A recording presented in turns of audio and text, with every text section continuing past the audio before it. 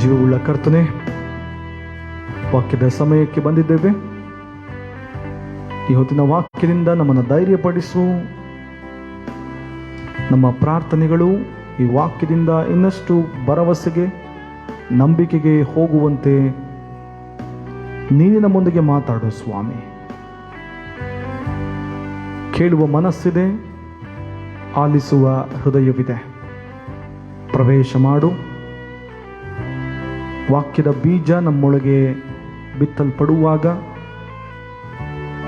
ನಾವು ನಂಬಿಕೆಯಿಂದ ಅದಕ್ಕೆ ಒಳಗಾಗುವಂತೆ ನಮ್ಮ ಮನೋನೇತ್ರಗಳನ್ನು ಈ ಹೊತ್ತಲ್ಲಿ ಬೆಳಗಿಸಬೇಕೆಂದು ಯೇಸು ನಾಮದಲ್ಲಿ ಬೇಡಿದ್ದೇವೆ ನಮ್ಮ ಕರ್ತನೆ, ಆಮೆನ್.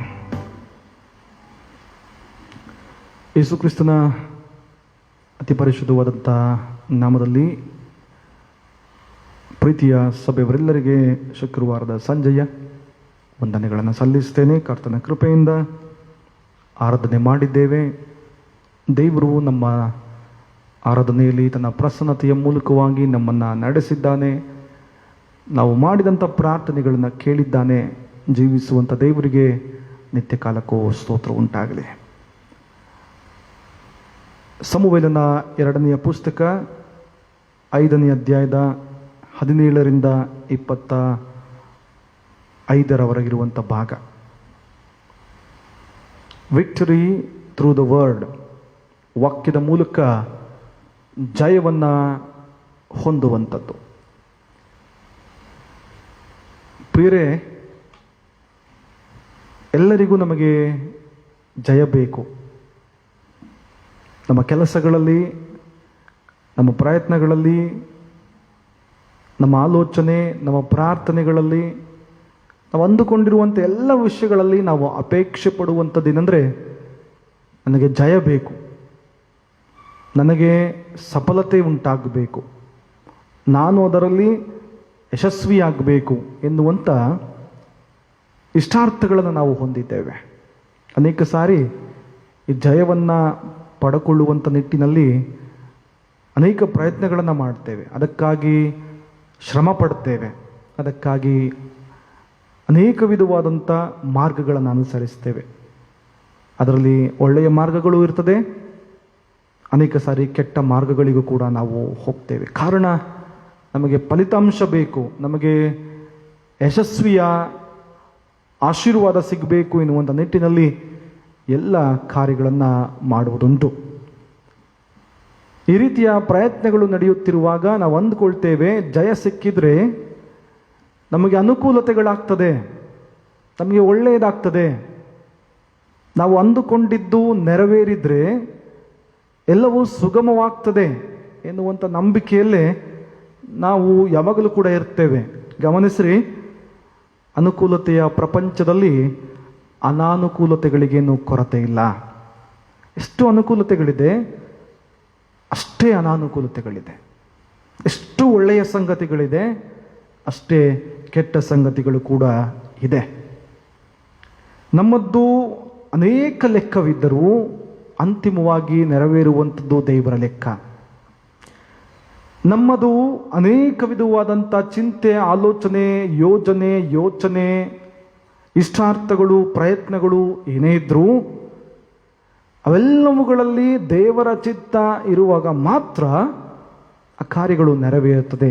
ಆದುದರಿಂದ ಇಂದು ನಾವು ಹೊಂದಿಕೊಂಡಿರುವಂಥ ಜಯ ನಮ್ಮ ಪರಿಶ್ರಮಕ್ಕೆ, ಪ್ರಯತ್ನಕ್ಕೆ ಸಿಕ್ಕಿದಂಥ ಫಲ ಎನ್ನುವುದಕ್ಕಿಂತ ಕರ್ತನ ದೃಷ್ಟಿ, ಕರ್ತನ ಆಶೀರ್ವಾದ, ಆತನ ಕೃಪೆಯಿಂದ ನಾನು ಪಡಕೊಂಡಿದ್ದೇನೆನ್ನುವಂಥ ಆ ಅರಿಕೆಯ ಮನೋಭಾವ, ತಗ್ಗಿದ ಹೃದಯದ ಪ್ರಾರ್ಥನೆಗಳು ದೇವರನ್ನು ಮೆಚ್ಚಿಸಬಲ್ಲದು ಎಂಬುದನ್ನು ನಾವು ಕಂಡುಕೊಳ್ತೇವೆ. ಹರಿಯುವ ನೀರಿಗೆ ಡ್ಯಾಮನ್ನು ಕಟ್ಟಿ ನಿಲ್ಲಿಸ್ತಾರೆ. ನಮ್ಮ ಕೆರೆಗಳ, ನದಿಗಳ ಈ ಅಭಿವೃದ್ಧಿ ಕಾರ್ಯಗಳನ್ನು ಗಮನಿಸುವಾಗ ಅನೇಕ ಸಾರಿ ಹರಿಯುವಂಥ ನೀರಿಗೆ ಅಣೆಕಟ್ಟನ್ನು ಕಟ್ತಾರೆ, ಡ್ಯಾಮನ್ನು ಕಟ್ತಾರೆ. ಕಾರಣ, ಆ ನೀರು ಮುಂದೆ ಹರಿಯಬಾರದು ಎಂಬುದಾಗಿ. ಆದರೆ ಜೀವನದ ದಾರಿಯಲ್ಲಿ ಹೋಗುವಾಗ ಹರಿಯುವ ನೀರಿನಂತೆ ಎದುರಾಗಿ ಬರುವಂಥ ಸಮಸ್ಯೆಗಳನ್ನು, ಪರಿಸ್ಥಿತಿಗಳನ್ನು, ಘಟನೆಗಳನ್ನು ಅಥವಾ ಸಂದರ್ಭಗಳನ್ನು ಹೇಗೆ ಕಟ್ಟಿ ನಿಲ್ಲಿಸುವಂಥದ್ದು, ಜೀವನದ ದಾರಿಯಲ್ಲಿ ಹೋಗುವಾಗ ತಲೆದೋರುವಂಥ, ಇದ್ದಕ್ಕಿದ್ದ ಹಾಗೆ ಮನಃಶಾಂತಿಯನ್ನು ಹಾಳು ಮಾಡುವಂಥ, ಕಳಕೊಳ್ಳುವಂಥ, ಅಸಮಾಧಾನಗಳಿಗೆ ಒಳಗಾಗುವಂಥ, ಚಿಂತೆ, ನೋವು, ಪ್ರಶ್ನೆಗಳಿಗೆ ನಮ್ಮನ್ನು ದೂಡುವಂಥ ಸಂಗತಿಗಳನ್ನು ಕಟ್ಟುವಂಥದ್ದು ಹೇಗೆ, ನಿಲ್ಲಿಸುವಂಥದ್ದು ಹೇಗೆ? ಇದು ಜೀವನದ ದೊಡ್ಡ ಸವಾಲಿನ ಪ್ರಶ್ನೆ. ಹೇಗೆ ಅದನ್ನು ತಡಿಲಿಕ್ಕೆ ಸಾಧ್ಯ? ಒಂದು ಕಡೆ ಎಲ್ಲ ಮುಗಿಯಿತು ಅಂದುಕೊಳ್ಳುವಾಗಲೇ ಯಾವುದೋ ಕಡೆಯಿಂದ ಯಾವುದೋ ವಿಷಯಗಳು, ಯಾವತ್ತೋ ನಡೆದಿರುವಂಥ ಘಟನೆಗಳು ಪುನಃ ದೊಡ್ಡದಾದಂಥ ರೀತಿಯಲ್ಲಿ ನಮ್ಮನ್ನು ಕುಗ್ಗಿಸಿ ಬಿಡ್ತದೆ. ಪೃಥ್ವಿಯುಳ್ಳ ದೇವರ ಮಕ್ಕಳೇ, ಈ ರೀತಿ ಅನುಭವಗಳು ನಮಗಾಗಿದೆ. ಒಮ್ಮೆ ನೆನಪು ಮಾಡಿಕೊಳ್ಳ್ರಿ ನಿಮ್ಮ ಜೀವನವನ್ನು, ಜೀವನದ ಘಟನೆಗಳಲ್ಲಿ ನೀವು ಅನುಭವ ಮಾಡಿದಂಥ ಪರಿಸ್ಥಿತಿಗಳನ್ನು ನೀವು ಹಿಂತಿರುಗಿ ನೋಡುವುದಾದರೆ ಅನೇಕ ಸಾರಿ ನೀವು ತಡೆಯುವಂಥ ಪ್ರಯತ್ನವನ್ನು ಮಾಡ್ತೀರಾ, ಅದು ಆಗೋದಿಲ್ಲ. ಅನೇಕ ಸಾರಿ ನಿಮ್ಮ ಮೇಲೆ, ಕುಟುಂಬದ ಮೇಲೆ, ಆರೋಗ್ಯದ ಮೇಲೆ, ಕೆಲಸದ ಮೇಲೆ, ಮಕ್ಕಳ ಜೀವನದ ಮೇಲೆ ಬರುತ್ತಿರುವಂಥ ವಿಷಯಗಳನ್ನು ಹೇಗಾದರೂ ಮಾಡಿ ನಿಲ್ಲಿಸಬೇಕು, ಪರಿಹಾರ ಮಾಡಬೇಕು ಎಂಬುದಾಗಿ ಪ್ರಯತ್ನವನ್ನು ಪಡ್ತೀರಾ, ಆದರೆ ಅದು ಸಾಧ್ಯವಾಗೋದಿಲ್ಲ. ಈ ದಿನ ದೇವರ ವಾಕ್ಯ ಅಂಥ ಪ್ರಾಯೋಗಿಕವಾದಂಥ ಸಮಸ್ಯೆಗಳು, ಪರಿಸ್ಥಿತಿಗಳು ಬರುವಾಗ ಹೇಗೆ ಅದನ್ನು ನಿಭಾಯಿಸಬೇಕು, ಪರಿಹಾರ ಕಂಡುಕೊಳ್ಳಬೇಕೆನ್ನುವಂಥ ನಿಟ್ಟಿನಲ್ಲಿ ನಮ್ಮೊಟ್ಟಿಗೆ ಮಾತಾಡ್ತದೆ. ಪ್ರಿಯರೇ, ನಾವು ಹಳೆಯ ಒಡಂಬಡಿಕೆಯ ಅರಸುಗಳ ಗ್ರಂಥ, ಸಮುವೇಲನ ಗ್ರಂಥವನ್ನು ಅಧ್ಯಯನ ಮಾಡುವಾಗ ನಮಗೆ ಬಹಳ ಸ್ಪಷ್ಟವಾಗಿ ಅರ್ಥವಾಗ್ತದೆ. ಹೇಗಾದರೂ ಮಾಡಿ ತಡಿಬೇಕು, ಹೇಗಾದರೂ ಮಾಡಿ ನಿಲ್ಲಿಸಬೇಕು, ಇವರ ಗೊಡವೆಯಿಂದ ದೂರ ಹೋಗಬೇಕೆಂಬುದಾಗಿ ಇಸ್ರಾಯೇಲರು ಅಂದುಕೊಳ್ತಾ ಇದ್ರು. ಯಾರ ಕಾಟ? ಫಿಲಿಸ್ಟಿಯರ ಕಾಟ ಇತ್ತು. ಪ್ರಿಯರೇ, ಅವರು ಹೋಗುತ್ತಿದ್ದಂಥ ದಾರಿಯಲ್ಲಿ ಇವರಿಗೆ ಅಡ್ಡವಾಗಿ ಬರ್ತಾ ಇದ್ದದ್ದೇ ಫಿಲಿಸ್ಟಿಯರು. ಅವರು ಯಾವ ಪ್ರಾಂತದೊಳಗೆ ಹೋಗ್ತಾರೋ ಅಲ್ಲಿ ಯುದ್ಧವನ್ನು ಸಾರ್ತಾ ಇದ್ರು. ಅವರು ಹೋಗುವಂಥ ಮಾರ್ಗಗಳಿಗೆ ಅಡ್ಡವಾಗಿ ಬರ್ತಾ ಇದ್ರು. ಅನೇಕ ಸಾರಿ ಯುದ್ಧಗಳನ್ನು ಸಾರ್ತಾ ಇದ್ರು, ಯುದ್ಧಗಳನ್ನು ಮಾಡಿದ್ರು. ಈ ಫಿಲಿಸ್ಟಿಯರ ತೊಂದರೆ ಇಸ್ರಾಯೇಲರಿಗೆ ತಲೆನೋವಾಗಿತ್ತು. ಪ್ರಿಯರೇ, ಫಿಲಿಸ್ಟಿಯರು ದೈಹಿಕವಾಗಿ ಬಹಳ ಬಲಿಷ್ಠರಾಗಿದ್ದರು. ಸುಮಾರು 8 ಅಡಿ 9 ಅಡಿ ಎತ್ತರದವರೆಗೂ ದೈಹಿಕವಾಗಿ ಸದೃಢರಾದಂಥ ವ್ಯಕ್ತಿಗಳಾಗಿತ್ತು. ಈ ಫಿಲಿಸ್ಟಿಯ ಪಾಳ್ಯದಿಂದ ಗೊಲ್ಯಾತ ಎನ್ನುವಂಥ ಒಬ್ಬ ವ್ಯಕ್ತಿ ಬಂದಿದ್ದ. ದಾವೀದ ಅವನನ್ನು ದೇವರ ಆತ್ಮದ ಸಹಾಯದಿಂದ ಹೊಡೆದು ಉರುಳಿಸಿದ್ದ ಎಂಬುದನ್ನು ನಾವು ದೇವರ ವಾಕ್ಯದಲ್ಲಿ ಓದುತ್ತೇವೆ. ಹೇಗೂ ಈ ರೀತಿಯ ದೈತ್ಯ ಶರೀರಿಗಳನ್ನು ನೋಡುತ್ತಿರುವಾಗಲೇ ಇಸ್ರಾಯೇಲರು ಭಯ ಬೀಳ್ತಾ ಇದ್ರಂತೆ. ಹೇಗಪ್ಪ ಸೋಲಿಸುವಂಥದ್ದು? ಯಾರು ನಮಗೆ ಜಯವನ್ನು ಕೊಡ್ತಾರೆ? ಇವರನ್ನು ಸೋಲಿಸಲಿಕ್ಕೆ ಸಾಧ್ಯವಾಗ್ತದ? ಇಷ್ಟು ದೊಡ್ಡದಾದಂಥ ಸೈನ್ಯ ಇದೆ, ಅವರಲ್ಲಿ ಯುದ್ಧ ಶೂರರಿದ್ದಾರೆ, ವೀರ ಭಟರುಗಳಿದ್ದಾರೆ, ಆನೆಗಳಿದೆ, ಶಸ್ತ್ರಾಸ್ತ್ರಗಳಿದೆ, ಬಿಲ್ಲುಗಳಿದೆ, ಕತ್ತಿ ಬರ್ಜಿಗಳಿದೆ, ಅವರು ತೊಟ್ಟಿರುವಂಥ ಶಿರಸ್ತ್ರಾಣಗಳು, ತಾಮ್ರದ ಕವಚಗಳು ನೆನೆಸಿಕೊಂಡ್ರೆ ಭಯವಾಗ್ತದೆ. ಈ ರೀತಿಯ ಕಂಗಾಲದ ಪರಿಸ್ಥಿತಿಯಲ್ಲಿದ್ದಂಥವರು ಇಸ್ರಾಯೇಲರು. ಪ್ರಿಯರೇ, ಹೇಗೆ ಜಯವನ್ನು ತಂದುಕೊಂಡ್ರು? ಇದರ ಮುಂದಾಳತ್ವವನ್ನು ವಹಿಸಿದಂಥ ದಾವೀದ ಹೇಗೆ ಅವರನ್ನು ಗೆಲ್ಲುವುದಕ್ಕೆ ಸಾಧ್ಯವಾಯಿತು? ಪ್ರಿಯರೇ, ದೇವರ ವಾಕ್ಯದಲ್ಲಿ ನಾವು ನೋಡ್ತೇವೆ, ಸತ್ಯವೇದದಲ್ಲಿ ಇಸ್ರಾಯೇಲರ ನಿರಂತರ ಶತ್ರುಗಳೆಂದರೆ ಫಿಲಿಸ್ಟಿಯರು. ಸಮುವೇಲನ ಮೊದಲ ಗ್ರಂಥ 4ನೇ ಅಧ್ಯಾಯದಲ್ಲಿ ನಾವು ನೋಡ್ತೇವೆ, ಇಸ್ರಾಯೇಲರು ದೇವರ ಮಂಜೂಷವನ್ನು ಹೊತ್ತುಕೊಂಡು ಹೋಗುತ್ತಿದ್ದಾಗ ಅದನ್ನು ಪುನಃ ತಮ್ಮ ವಶಕ್ಕೆ ತೆಗೆದುಕೊಂಡು ಹೋದಂಥವರು ಫಿಲಿಸ್ಟಿಯರು. ಇಸ್ರಾಯೇಲರನ್ನು ಸೋಲಿಸಿ ದೇವರ ಮಂಜೂಷವನ್ನು ತೆಗೆದುಕೊಂಡು ಹೋಗ್ತಾರೆ. ಸಮುವೇಲನ ಮೊದಲ ಗ್ರಂಥ 17ನೇ ಅಧ್ಯಾಯದಲ್ಲಿ ನಾವು ನೋಡ್ತೇವೆ, ಈ ಇಸ್ರಾಯೇಲ್ಯರು ಯುದ್ಧಕ್ಕೆ ಬಂದಾಗ ಫಿಲಿಸ್ಟಿಯರು ಗೊಲ್ಯಾತ ಎನ್ನುವಂಥ ದೊಡ್ಡ ದೈತ್ಯ ಶರೀರ ವ್ಯಕ್ತಿಯನ್ನು ಕಳುಹಿಸಿದ್ರು. ದಾವೀದನಿಗೆ ಒಂದು ಅವಕಾಶ ಸಿಕ್ಕುವ ಹಾಗೆ ದೇವರು ಅದನ್ನ ಕಾರ್ಯವನ್ನು ಮಾಡಿದ. ಅದೇ 17ನೇ ಅಧ್ಯಾಯದಲ್ಲಿ ಮುಂದುವರೆದು ನಾವು ಅನೇಕ ಕಡೆಗಳಲ್ಲಿ ನೋಡ್ತೇವೆ, ದಾವೀದನು ಸೌಲನಿಗೆ ಸೈನ್ಯಾಧಿಕಾರಿಯಾಗಿ ಅವನ ರಕ್ಷಣೆಗೆ ನಿಂತಾಗ ಅವನ ವಿರುದ್ಧ ಫಿಲಿಸ್ಟಿಯರು ಯುದ್ಧವನ್ನು ಮಾಡಿದ್ರು ಎಂಬುದಾಗಿ ಸತ್ಯವೇದ ಹೇಳ್ತದೆ. ಮತ್ತು ಗಿಲ್ಬೆಯಲ್ಲಿ ನಡೆದಂಥ ಯುದ್ಧದಲ್ಲಿ ಸೌಲನನ್ನ, ಅವನ ಮಗನನ್ನ ಫಿಲಿಸ್ಟಿಯರು ಕೊಂದು ಹಾಕಿದ್ರು. ಇಸ್ರಾಯೇಲರ ಪ್ರಥಮ ಅರಸನಾದಂಥ ಸೌಲ ಮತ್ತು ಅವನ ಮಕ್ಕಳನ್ನ ಇದೇ ಫಿಲಿಸ್ಟಿಯರು ಕೊಂದು ಹಾಕಿದ್ರು. ಇಷ್ಟೆಲ್ಲ ಹಿನ್ನೆಲೆಗಳಲ್ಲಿ ಪ್ರಿಯರೇ, ಇಷ್ಟೆಲ್ಲ ಹಿನ್ನೆಲೆಗಳಲ್ಲಿ ಪದೇ ಪದೇ ತಲೆನೋವಾಗಿದ್ದಂಥ ಈ ಫಿಲಿಸ್ಟಿಯರನ್ನ ಇಂದಿನ ದೇವರ ವಾಕ್ಯದಲ್ಲಿ ನಾವು ಕೇಳಿಸಿಕೊಂಡಿದ್ದೇವೆ. ದಾವೀದ ಅವರನ್ನ ಸೋಲಿಸಿದ ಎಂಬುದಾಗಿ ಬರೆಯಲ್ಪಟ್ಟಿದೆ. ಪ್ರಿಯರೇ, ಈ ವಾಕ್ಯಕ್ಕೆ ಹೋಗುವುದಕ್ಕಿಂತ ಮುಂಚೆ ಸ್ವಲ್ಪ ಈ ವಾಕ್ಯದ ಹಿನ್ನೆಲೆಗಳನ್ನು ನಾವು ನೋಡುವುದಾದರೆ ನಮಗೆ ಬಹಳ ಸ್ಪಷ್ಟವಾಗಿ ಅರ್ಥವಾಗ್ತದೆ. ಸೌಲನನ್ನ ಸೋಲಿಸಿದಂಥ ಫಿಲಿಸ್ಟಿಯರು ನಂತರದಲ್ಲಿ ಈ ಇಸ್ರಾಯೇಲರ ಅನೇಕ ಪ್ರಾಂತ್ಯಗಳನ್ನು ವಶದಲ್ಲಿಟ್ಟುಕೊಂಡಿದ್ರು. ಈ ಇಸ್ರಾಯೇಲರ ಪ್ರಾಂತಗಳ ಮೇಲೆ ನಿಯಂತ್ರಣಗಳನ್ನು ಮಾಡ್ತಾ ಇದ್ರು, ತಮ್ಮ ಆಡಳಿತವನ್ನು ಹೇರಿದ್ರು. ಈಗ ದಾವೀದನ ಬಗ್ಗೆ, ಅವನ ಶೂರತ್ವದ ಬಗ್ಗೆ, ಅವನ ಯುದ್ಧ ಕಲೆಯ ಬಗ್ಗೆ ತಿಳುಕೊಂಡಿರುವಂಥ ಫಿಲಿಸ್ಟಿಯರು ದಾವೀದನ ಮೂಲಕವಾಗಿ ಪುನಃ ಯುದ್ಧ ನಡೆದರೆ ನಾವು ನಿಜಕ್ಕೂ ಸೋತು ಹೋಗುತ್ತೇವಾ ಎನ್ನುವಂಥ ಆ ಒಂದು ಅಪನಂಬಿಕೆ ಪ್ರಶ್ನೆ ಅವರಲ್ಲಿ ಬಂದದರಿಂದ ಇಂದಿನ ದೇವರ ವಾಕ್ಯದಲ್ಲಿ ನಾವು ಕೇಳಿಸಿಕೊಂಡಿದ್ದೇವೆ. ದಾವೀದನಿಗೆ ಅಭಿಷೇಕ ಆಯಿತು ಎಂಬುದಾಗಿ ಕೇಳಿದ ತಕ್ಷಣ ಫಿಲಿಸ್ಟಿಯರು ಯುದ್ಧಕ್ಕೆ ಬಂದರು ಎಂಬುದನ್ನು ದೇವರ ವಾಕ್ಯದಲ್ಲಿ ನಾವು ನೋಡ್ತೇವೆ. ನಾವು ತೆಗೆಯೋಣ, ಸಮುವೇಲನ 2ನೇ ಪುಸ್ತಕವನ್ನು ತೆಗಿರಿ. ಸಮುವೇಲನ 2ನೇ ಪುಸ್ತಕ 5ನೇ ಅಧ್ಯಾಯ ವಚನ 17ರಿಂದ 21 ಭಾಗವನ್ನು ಧ್ಯಾನ ಮಾಡೋಣ. 17ನೇ ವಚನ ಗಮನಿಸಿರಿ. ಇಸ್ರಾಯೇಲರು ದಾವೀದನನ್ನ ಅಭಿಷೇಕಿಸಿ ತಮ್ಮ ಅರಸನನ್ನಾಗಿ ಮಾಡಿಕೊಂಡರೆಂಬ ವರ್ತಮಾನವು ಫಿಲಿಸ್ಟಿಯರಿಗೆ ಮುಟ್ಟಿದಾಗ ಅವರು ಅವನನ್ನ ಹಿಡಿಯುವುದಕ್ಕೆ ಹೊರಟರು ಎಂಬುದಾಗಿ ದೇವರ ವಾಕ್ಯ ಹೇಳ್ತಾ ಇದೆ. ಯಾಕೆ ದಾವೀದನನ್ನ ಹಿಡಿಯುವುದಕ್ಕೆ ಹೋಗ್ತಾ ಇದ್ದಾರೆ? ದಾವೀದನು ರಾಜನಾಗುವ ಬಗ್ಗೆ ಅವರಿಗೆ ಹೊಟ್ಟೆ ಕಿಚ್ಚಿತ್ತ? ದಾವೀದನು ರಾಜನಾದರೆ ನಮ್ಮ ನಿಯಂತ್ರಣ ಹೋಗುತ್ತದೆ ಎನ್ನುವಂಥ ಭಯ ಇತ್ತ? ದಾವೀದನು ರಾಜನಾದರೆ ನಾವು ವಶದಲ್ಲಿಟ್ಟುಕೊಂಡಿರುವಂಥ ಎಲ್ಲ ಪ್ರಾಂತ್ಯಗಳನ್ನು ಬಿಟ್ಟುಕೊಡಬೇಕಾ ಎನ್ನುವಂಥ ಆಲೋಚನೆಗಳಲ್ಲಿತ್ತ? ಪ್ರಿಯರೇ, ಇದನ್ನು ಸ್ಪಷ್ಟವಾಗಿ ನಾವು ಅವಲೋಕನ ಮಾಡುವುದಾದರೆ ಬಹಳ ಸ್ಪಷ್ಟವಾಗಿ ನಮಗೆ ಗೊತ್ತಾಗ್ತದೆ, ಈ ದಾವೀದನ ಬಗ್ಗೆ ಈ ಫಿಲಿಸ್ಟಿಯರು ತಿಳುಕೊಂಡಿದ್ದಾರೆ. ಈ ದಾವೀದನ ಕಾರ್ಯಗಳ ಬಗ್ಗೆ ಫಿಲಿಸ್ತಿಯರಿಗೆ ಅರಿವಿದೆ. ಯಾವ ದಾವೀದನ ಬಗ್ಗೆ ಫಿಲಿಸ್ತಿಯರು ತಿಳ್ಕೊಂಡಿದ್ರು? ಸಣ್ಣ ಕವಣೆಯ ಕಲ್ಲುಗಳಿಂದ, ಚೂಪಾದ ಕಲ್ಲುಗಳಿಂದ ತೆಗೆದುಕೊಂಡು ದೊಡ್ಡ ಗೊಲ್ಯಾತನನ್ನು ಒಡೆದು ಉರುಳಿಸಿದಂಥ ದಾವೀದನ ಬಗ್ಗೆ ಈ ಫಿಲಿಸ್ತಿಯರು ತಿಳ್ಕೊಂಡಿದ್ದಾರೆ.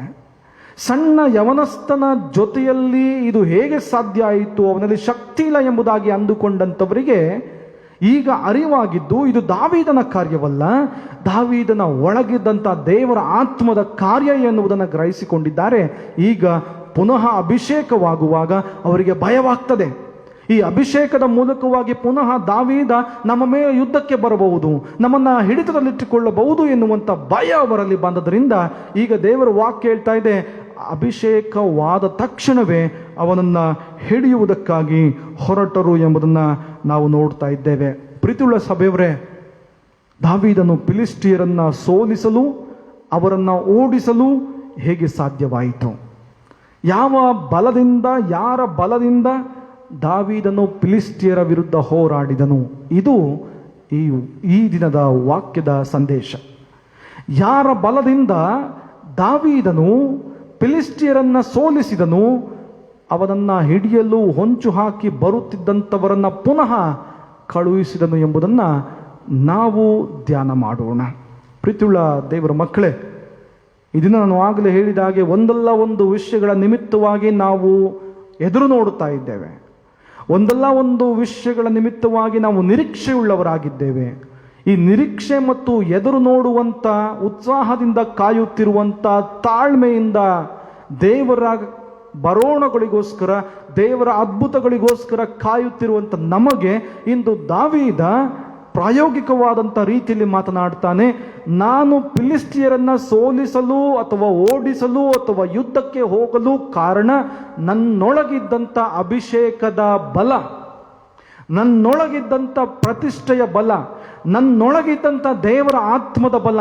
ಆದುದರಿಂದ ಇಂದು ನಾವುಗಳು ಕೂಡ ಈ ಇಹಲೋಕ ಪತಿಯಾದಂಥ ಸೈತಾನನ ಎಲ್ಲ ಕುತಂತ್ರಗಳನ್ನು ಎದುರಿಸಬೇಕಾದ್ರೆ, ನಮ್ಮ ಮೇಲೆ ಬರುತ್ತಿರುವಂಥ ಅನೇಕ ವಿಧವಾದಂಥ ತೊಂದರೆ, ಇಕ್ಕಟ್ಟುಗಳನ್ನು, ಕುತಂತ್ರಗಳನ್ನು, ಹುನ್ನಾರಗಳನ್ನು, ಅನಾರೋಗ್ಯಗಳನ್ನು ನಾವು ತಡೆಯಬೇಕಾದ್ರೆ ಸ್ವಾಮಿಯನ್ನು ಆತುಕೊಳ್ಳುವುದು ದಾವೀದನ ಹಾಗೆ ಕರ್ತನ ಬಲದಿಂದ ಮುಂದೆ ಹೋಗುವಂಥದ್ದು ಅತ್ಯವಶ್ಯಕವಾಗಿದೆ. ದೇವರ ಬಲ ಮಾತ್ರ ನಮ್ಮನ್ನು ನಡೆಸುವಂಥದ್ದಾಗಿದೆ. ಯಾವ ಬಲವೂ ಕೂಡ ನಮಗೆ ಆಶ್ರಯ ಅಲ್ಲ. ದಾವೀದ ಹೇಗೆ ಓಡಿಸಿದ? ಕರ್ತನ ಆಶೀರ್ವಾದದ ಮೂಲಕವಾಗಿ ಓಡಿಸಿದ ಎಂಬುದನ್ನು ನಾವು ಕಂಡುಕೊಳ್ತೇವೆ. 3 ವಚನಗಳನ್ನು ನಿಮ್ಮೊಟ್ಟಿಗೆ ಹಂಚಿಕೊಳ್ಳಲು ಬಯಸ್ತೇನೆ. ದಾವೀದನು ದೇವರ ಮೂಲಕವಾಗಿ ಹೇಗೆ ಬಲ ಹೊಂದಿದನು ಎಂಬುದಾಗಿ ಹೇಳಿದರೆ 3 ವಚನಗಳು ನಮ್ಮೊಟ್ಟಿಗೆ ಮಾತಾಡ್ತದೆ. ಮೊದಲಿಗೆ 17ನೇ ವಚನ, ದಾವೀದನನ್ನು ಅಭಿಷೇಕಿಸಿ ತಮ್ಮ ಅರಸನನ್ನಾಗಿ ಮಾಡಿಕೊಂಡರು. ದೇವರ ಅಭಿಷೇಕ. ಎರಡನೇದಾಗಿ 18ನೇ ವಚನ, ದಾವೀದನು ಇದನ್ನು ಕೇಳಿ ದುರ್ಗಕ್ಕೆ ಹೋದನು. ಶತ್ರುಗಳು ಬರುತ್ತಾ ಇದ್ದಾರೆಂಬುದಾಗಿ ಕೇಳಿ ದುರ್ಗಕ್ಕೆ ಹೋದನು. ಮೂರನೇದಾಗಿ 19ನೇ ವಚನ, ರೆಫಾಯಿಮ್ ತಗ್ಗಿಗೆ ಬಂದು ಪಾಳೆಯ ಮಾಡಿಕೊಂಡಿದ್ದಾರೆಂದು ತಿಳಿದು ದಾವೀದನು ಯೆಹೋವನನ್ನ, ನಾನು ಫಿಲಿಷ್ಟಿಯರಿಗೆ ವಿರುದ್ಧವಾಗಿ ಹೋಗಬಹುದೋ, ಅವನನ್ನು ನನ್ನ ಕೈಗೆ ಒಪ್ಪಿಸಿಕೊಡುವಿಯೋ ಎಂದು ಕೇಳಿದನು. ದಾವೀದನು ದೇವರೊಟ್ಟಿಗೆ ಮಾತಾಡಿದನು ಮತ್ತು ದೇವರ ಅನುಮತಿಗಳನ್ನು ಕೇಳಿದನು. 3 ಯಶಸ್ಸಿನ ಸೂತ್ರಗಳನ್ನು ದಾವೀದ ನಮ್ಮ ಮುಂದೆ ಇಡ್ತಾ ಇದ್ದಾನೆ. ಇಂದು ಜೀವನದ ಯಾತ್ರೆಯಲ್ಲಿ ಅನೇಕ ಸಾರಿ ಫಿಲಿಷ್ಟಿಯರನ್ನುವಂಥ ದೊಡ್ಡ ಸೈನ್ಯದ ವಿರುದ್ಧ ನಾವು ಹೋರಾಡಬೇಕಾಗ್ತದೆ. ಇಂದು ಜೀವನ ಯಾತ್ರೆಯಲ್ಲಿ ಫಿಲಿಷ್ಟಿಯರಂತಹ ದೊಡ್ಡ ಶಕ್ತಿಗಳ ವಿರುದ್ಧ ನಾವು ನಿಲ್ಲಬೇಕಾಗ್ತದೆ. ದೇವರು ನಮಗೆ ಎಲ್ಲವನ್ನ ಕೊಟ್ಟಿದ್ದಾಗಿ ಅನೇಕ ಸಾರಿ ನಮ್ಮ ಮುಂದಿರುವಂಥ ಘಟನೆಗಳನ್ನು, ನಮ್ಮ ಮುಂದಿರುವಂಥ ಸಮಸ್ಯೆಗಳನ್ನು, ನಮ್ಮ ಮುಂದಿರುವಂಥ ಚಿಂತೆಗಳ ನಿಮಿತ್ತವಾಗಿ ನಾವು ಆಲೋಚನೆ ಮಾಡಿಕೊಳ್ಳುವಂಥದ್ದು ಹೇಗೆ ಸಾಧ್ಯ? ನಾವು ಕಂಪೇರ್ ಮಾಡಿಕೊಳ್ತೇವೆ. ನಮ್ಮದೇ ಆದಂಥ ಆಲೋಚನೆಗಳಲ್ಲಿ, ಮಾನುಷ ಬುದ್ಧಿಯಲ್ಲಿ ನಾವು ಲೆಕ್ಕಾಚಾರಗಳನ್ನು ಮಾಡ್ತೇವೆ. ಅದು ಆ ರೀತಿಯಾಗಿದೆ. ಅದನ್ನು ಭೇದಿಸುವಂಥದ್ದು ಹೇಗೆ? ನನ್ನ ಮುಂದಿರುವಂಥ ವಿಷಯ ಇಷ್ಟು ಕ್ರಿಟಿಕಲ್ ಆಗಿದೆ, ಅದನ್ನು ಭೇದಿಸುವಂಥದ್ದು ಹೇಗೆ? ನಾನು ಕೈ ಹಾಕುತ್ತಿರುವಂಥ ಈ ವಿಷಯಗಳಿಗೆ ಇಷ್ಟು ಹಣಕಾಸು ಬೇಕಾಗಿದೆ, ಎಲ್ಲಿಂದ ಹೊಂದಿಸುವಂಥದ್ದು? ನಾನು ಪ್ರಯತ್ನ ಮಾಡುತ್ತಿರುವಂಥ ಈ ವಿಷಯ ಅನೇಕರ ಸಹಾಯದಿಂದ ಬಂದರೆ ಮಾತ್ರ ಆಗ್ತದೆ, ಅವರೆಲ್ಲರನ್ನ ನಾನು ಸಂತೈಸುವುದು, ಓಲೈಸುವುದು ಹೇಗೆ? ಅನೇಕ ವಿಧವಾದಂಥ ವಿಷಯಗಳು ನಮ್ಮ ಮುಂದೆ ಇದೆ.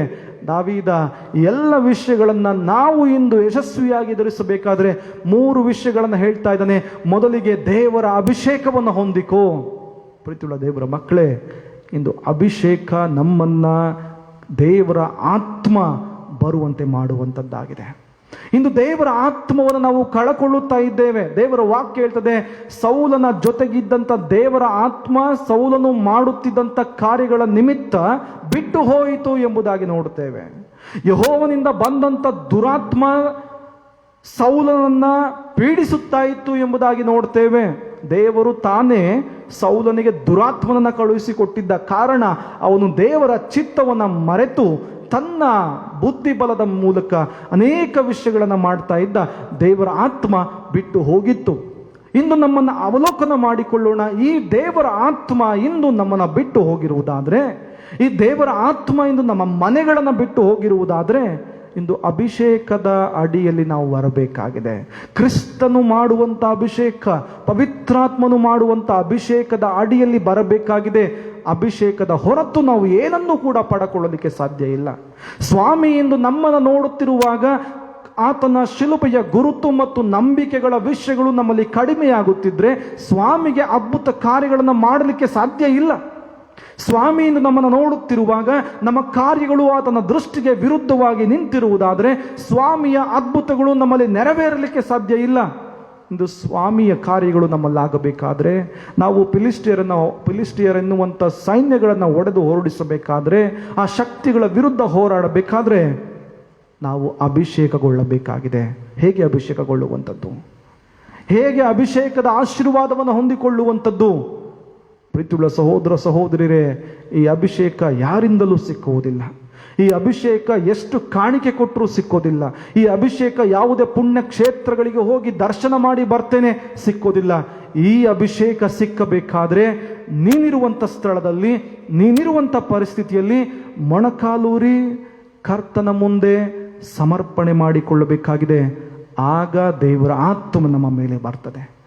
ಯಾವಾಗ ನೀನು ಸಮರ್ಪಣೆ ಮಾಡಿಕೊಂಡು ಕರ್ತನಿಗೋಸ್ಕರವಾಗಿ ಪ್ರತಿಜ್ಞೆಗಳನ್ನು ಮಾಡಿ, ಸ್ವಾಮಿ ನಾನು ಈ ರೀತಿಯಾಗಿ ಜೀವಿಸ್ತೇನೆ, ಈ ತಿಂಗಳು ಇಂತಿಂಥ ಕಾರ್ಯಗಳನ್ನು ಮಾಡ್ತೇನೆ, ಈ ತಿಂಗಳು ಇಂತಿಂಥ ಕಾರ್ಯಗಳಿಗೆ ನಿನ್ನ ಆಲೋಚನೆಗಳನ್ನು ಕೇಳಿಕೊಳ್ತೇನೆ, ನನ್ನನ್ನು ನಡೆಸು ಎಂಬುದಾಗಿ ನೀನು ಮತ್ತು ನಾನು ಮಾತಾಡುವುದಾದರೆ ಕರ್ತನು ನಮ್ಮನ್ನು ಅಭಿಷೇಕಿಸ್ತಾನೆ.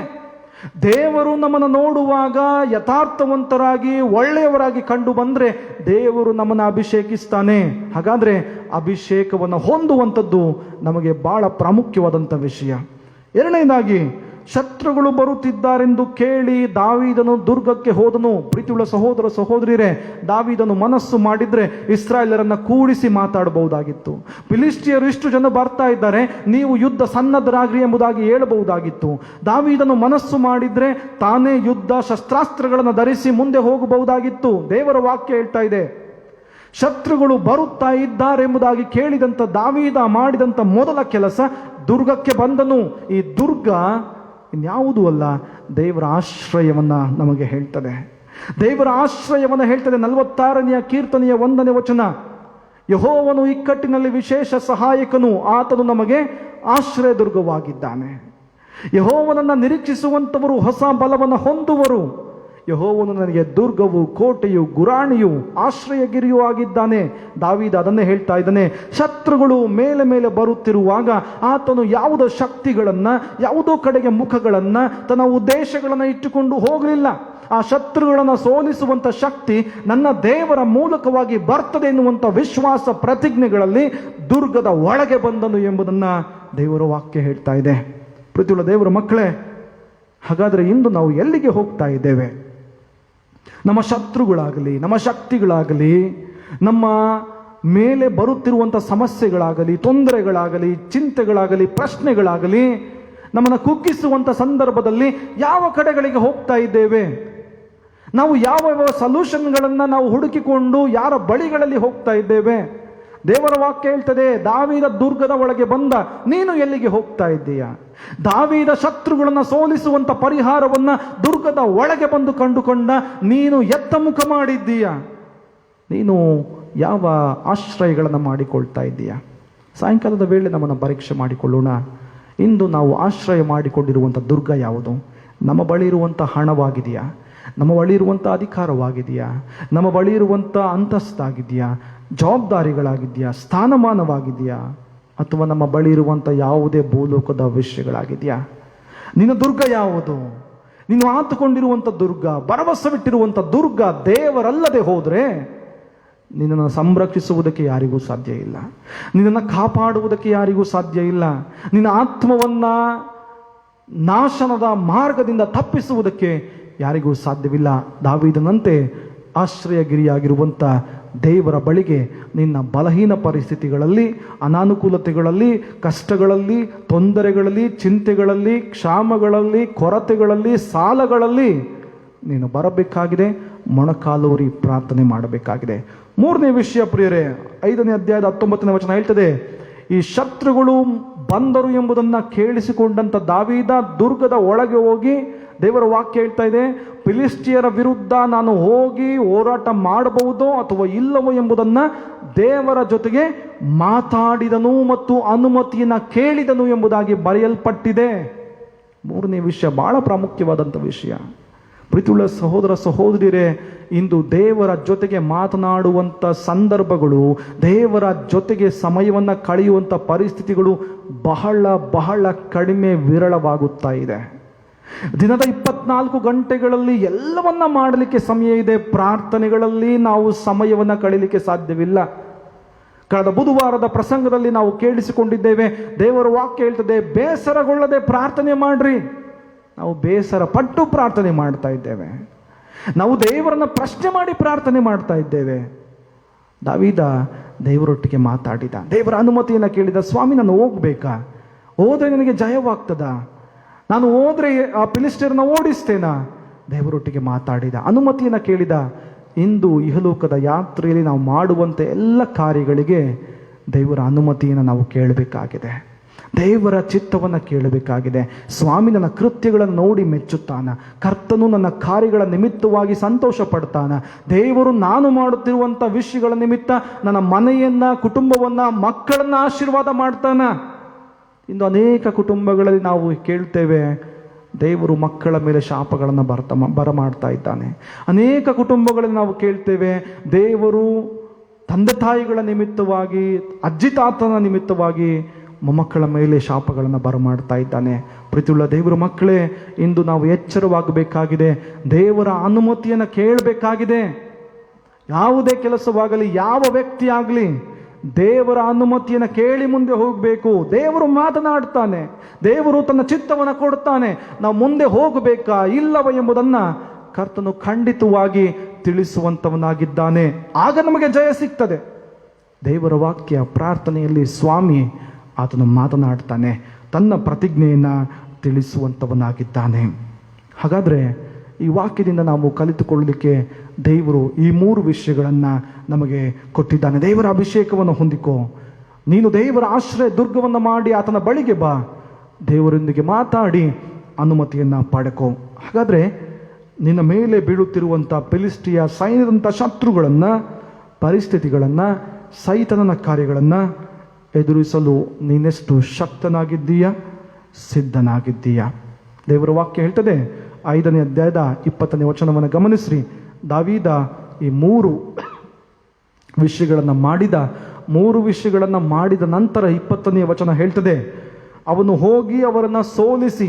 ಗಮನಿಸ್ರಿ, ಅಭಿಷೇಕ ಹೊಂದಿದ, ದುರ್ಗದೊಳಕ್ಕೆ ಬಂದ, ದೇವರ ಅನುಮತಿಯನ್ನು ಕೇಳಿದ, ದೇವರೊಟ್ಟಿಗೆ ಮಾತಾಡಿದ, ದೇವರು ಹೇಳಿದಂತೆ ಕಾರ್ಯ ಮಾಡಿದಾಗ ಫಿಲಿಸ್ಟಿಯರನ್ನ ಸೋಲಿಸಿ, ಯೆಹೋವನು ಕಟ್ಟೆಯೊಡೆದ ಪ್ರವಾಹದಂತೆ ನನ್ನ ಶತ್ರುಗಳ ಮೇಲೆ ಬಿದ್ದು ಅವರನ್ನು ನನ್ನ ಕಣ್ಣ ಮುಂದೆಯೇ ನಾಶ ಮಾಡಿದ್ದಾನೆಂದು ಹೇಳಿ ಆ ಯುದ್ಧ ಸ್ಥಳಕ್ಕೆ ಬಾಳ್ ಪೆರಾಚೀಮ್ ಎಂದು ಹೆಸರಿಟ್ಟನು ಎಂಬುದಾಗಿ ಬರೆಯಲ್ಪಟ್ಟಿದೆ. ಬಾಳ್ ಪೆರಾಚೀಮ್ ಎನ್ನುವಂಥ ಹೆಸರನ್ನು ದೇವರಿಗೆ ಕೊಡ್ತಾ ಇದ್ದಾನೆ. ಕಾರಣ, ದೇವರು ಕಾರ್ಯವನ್ನು ಮಾಡಿದ. ಬಾಳ್ ಪೆರಾಚೀಮ್ ಎಂಬುದಾಗಿ ಹೇಳಿದರೆ ಯೆಹೋವನು ಕಟ್ಟೆಯೊಡೆದಂಥ ಪ್ರವಾಹದಂತಿದ್ದಾನೆ. ನದಿಗಳಲ್ಲಿ ಪ್ರವಾಹ ಆಗ್ತದೆ ಪ್ರಿಯರೇ, ಅನೇಕ ಸಾರಿ ಮಳೆಗಾಲದಲ್ಲಿ ಪ್ರವಾಹ ಆಗ್ತದೆ. ಆ ಪ್ರವಾಹ ನದಿಯಲ್ಲಿ, ಕೆರೆಗಳಲ್ಲಿ ನೀರು ಶೇಖರಣೆಯಾಗುವಾಗ ಒಂದು ಹಂತಕ್ಕೆ ಮಾತ್ರ ಇರ್ತದೆ. ಒಂದು ವೇಳೆ ಅದು ಹರಿಯುತ್ತಾ ಆ ಫ್ಲೋ ಇನ್ನೂ ಕಂಟಿನ್ಯೂ ಆದರೆ ಅದು ಊರೊಳಗೆ ಬರ್ತದೆ, ವಾಸ ಮಾಡುವಂಥ ಜನರ ಮನೆಗಳ ಬಳಿಯಲ್ಲಿ ಬರ್ತದೆ. ಅದು ಬರುವಾಗ ಅದು ಸುಮ್ಮನೆ ಬರೋದಿಲ್ಲ, ತನ್ನ ಸುತ್ತಮುತ್ತಲೂ ಇರುವಂಥ ಎಲ್ಲ ವಸ್ತುಗಳನ್ನು, ಜನರನ್ನು ಕೊಚ್ಚಿಕೊಂಡು ಬರ್ತದೆ. ಅದು ಪ್ರವಾಹ. ದೇವರ ವಾಕ್ಯ ಹೇಳ್ತಾ ಇದೆ, ಯೆಹೋವನು ಕಟ್ಟೆಯೊಡೆದಂಥ ಪ್ರವಾಹದಂತಿದ್ದಾನೆ. ದೇವರು ನಿನ್ನ ಬಳಿಗೆ ಬಂದಾಗ ಅಭಿಷೇಕದ ಮೂಲಕ ದುರ್ಗದೊಳಗಿರುವಂಥ ನಿನ್ನನ್ನು ದೇವರ ಜೊತೆಯಲ್ಲಿ ಮಾತನಾಡುವಂಥ ನೀನು ಸಂಬಂಧವನ್ನು ಇಟ್ಟುಕೊಂಡು ಮುಂದೆ ಹೋಗುತ್ತಿರುವುದಾದರೆ, ಇಂದು ಫಿಲಿಸ್ಟಿಯ ಸೈನ್ಯದಂಥ ಶಕ್ತಿಗಳಾಗಲಿ, ಅವಮಾನಗಳಾಗಲಿ, ಶತ್ರುಗಳಾಗಲಿ, ಸೋಲಿಸುವವರಾಗಲಿ, ಹೆದರಿಸುವವರಾಗಲಿ, ಅಪಪ್ರಚಾರ ಮಾಡುವವರಾಗಲಿ ಯಾರೇ ಬಂದರೂ, ಪ್ರವಾಹ ಬಂದಾಗ ಹೇಗೆ ತನ್ನ ಸುತ್ತಮುತ್ತಲೂ ಇರುವಂಥ ಎಲ್ಲ ವಸ್ತುಗಳನ್ನು ಕೊಚ್ಚಿಕೊಂಡು ಹೋಗ್ತದೋ, ಅದೇ ರೀತಿ ದೇವರು ನಿನ್ನ ಸುತ್ತಮುತ್ತಲೂ ಇರುವಂಥ ಸೈತಾನನ ಬೇಲಿಗಳನ್ನು, ಮಾನವರ ಕುತಂತ್ರಗಳನ್ನು ಕೊಚ್ಚಿಕೊಂಡು ಹೋಗುವ ಹಾಗೆ ಮಾಡ್ತಾನೆ. ಬಾಳ್ ಪೆರಾಚೀಮ್, ದೇವರು ಕಾರ್ಯವನ್ನು ಮಾಡ್ತಾನೆ. ಇಂಥ ದೇವರ ಕಳೆಯಲ್ಲಿ ನಿನ್ನನ್ನು ಸಮರ್ಪಣೆ ಮಾಡಿಕೋ. ಪ್ರೀತಿಯುಳ್ಳ ಸಹೋದರ ಸಹೋದರಿಯರೇ, ದೇವರಿಗೆ ಎಲ್ಲವೂ ಕೂಡ ಸಾಧ್ಯವಿದೆ, ನಂಬೋಣ. ದೇವರು ಖಂಡಿತವಾಗಿ ಕಾರ್ಯ ಮಾಡ್ತಾನೆ, ವಿಶ್ವಾಸವಿಡೋಣ. ಆತನ ಆಶ್ರಿತರೆಲ್ಲರಿಗೆ ಆತನು ಗುರಾಣಿಯಾಗಿದ್ದಾನೆ. ದೃಢವಾದ ಹೆಜ್ಜೆನ ಇಡೋಣ, ಪ್ರಾರ್ಥಿಸೋಣ. ಜೀವವುಳ್ಳ ಕರ್ತನಿನ ವಾಕ್ಯಗಳಿಗಾಗಿ ಸ್ತೋತ್ರ ಸ್ವಾಮಿ. ಬಾಳ್ ಪೆರಾಚೀಮ್, ನೀನು ಪ್ರವಾಹದಂತೆ ನಮ್ಮ ಸುತ್ತಮುತ್ತಲೂ ಇರುವಂಥ ಎಲ್ಲ ನೆಗೆಟಿವ್ ಆಗಿರುವಂಥ ಶಕ್ತಿಗಳನ್ನು, ಸೈತನನ ಕಾರ್ಯಗಳನ್ನು, ನಮ್ಮ ಅನುಮಾನಗಳನ್ನು, ಸಂಶಯಗಳನ್ನು, ನಮ್ಮ ಪ್ರಶ್ನೆಗಳನ್ನು, ಚಿಂತೆಗಳೆಲ್ಲವನ್ನು ಕೊಚ್ಚಿಕೊಂಡು ಹೋಗಬೇಕೆಂದು ಪ್ರಾರ್ಥನೆ ಮಾಡ್ತಾ ಇದ್ದೇವೆ. ಈ ಸಾಯಂಕಾಲ ಸ್ವಾಮಿ, ನಾವು ದೃಢತೆಗೆ ಇನ್ನಷ್ಟು ಬರುವಂತೆ, ಸ್ಥಿರವಾದ ಮನಸ್ಸು, ನಂಬಿಕೆಗಳಲ್ಲಿ ಜೀವಿಸುವಂತೆ ಕಾರ್ಯ ಮಾಡುವಂತೆ ಪ್ರಾರ್ಥಿಸ್ತಾ ಇದ್ದೇವೆ. ವಾಕ್ಯವನ್ನು ಕೇಳಿರುವಂಥ ಎಲ್ಲರೂ ಕೂಡ ದೃಢವಾದ ವಿಶ್ವಾಸದಲ್ಲಿ ನಿನ್ನ ಅಭಿಷೇಕವನ್ನು ಹೊಂದುವಂತೆ, ನಿನ್ನ ಆಶ್ರಯ ದುರ್ಗದೊಳಗೆ ಸೇರುವಂತೆ, ನಿನ್ನೊಂದಿಗೆ ಮಾತಾಡಿ ಅನುಮತಿ ಪಡ್ಕೊಳ್ಳುವಂತೆ, ಈ ಮೂಲಕ ಜೀವನದಲ್ಲಿ ಬರುವಂಥ ಎಲ್ಲ ಆಶೀರ್ವಾದಗಳಿಗೆ ಪಾತ್ರರಾಗಲು ನಿನ್ನ ಆತ್ಮನ ಕೃಪೆಯನ್ನು ಕೊಟ್ಟು ನಡೆಸಬೇಕೆಂದು ಯೇಸುವಿನ ಹೆಸರಲ್ಲಿ ಬೇಡಿ ಹೊಂದಿದ್ದೇವೆ ನಮ್ಮ ಕರ್ತನೇ. ಆಮೆನ್.